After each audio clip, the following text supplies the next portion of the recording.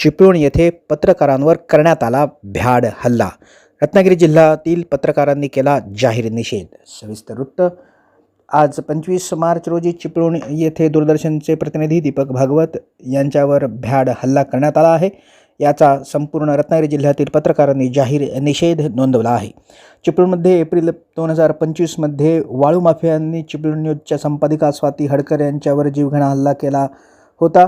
तर आता मार्च 26 मध्ये 25 मार्च रोजी दूरदर्शनचे प्रतिनिधी दीपक भागवत यांच्यावर बहादूर शेख नाका येथे एका कार्यक्रमाचं कव्हरेज दरम्यान मारहाण झाल्याची घटना घडली आहे। या दोन्ही घटनांमुळे पत्रकारांच्या सुरक्षिततेचा प्रश्न पुन्हा एकदा ऐरणीवर आला आहे।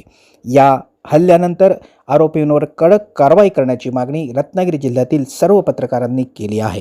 पत्रकार हा समाजाचा चौथा स्तंभ मानला जातो।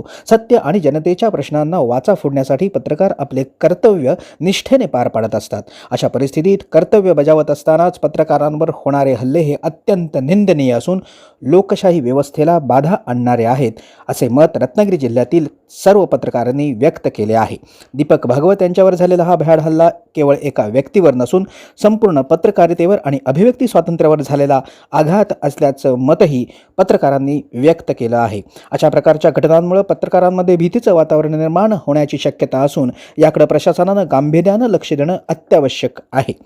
या संपूर्ण घटनेचा तीव्र निषेध रत्नागिरी जिल्ह्यातील प्रत्येक पत्रकारांनी नोंदवला असून जखमी पत्रकारांना योग्य ती तातडीची वैद्यकीय मदत प्राप्त व्हावी, त्याचप्रमाणे पत्रकारांना संरक्षण मिळावं अशी मागणी जोर धरीत आहे। आज 25 मार्च रोजी चिपळूण येथे पत्रकारावर झाला भ्याड हल्ला। रत्नागिरी जिल्ह्यातील सर्व पत्रकारांकडून करण्यात आला जाहीर निषेध। विशेष प्रतिनिधीसह निवेदिता, फास्ट न्यूज, दापोली।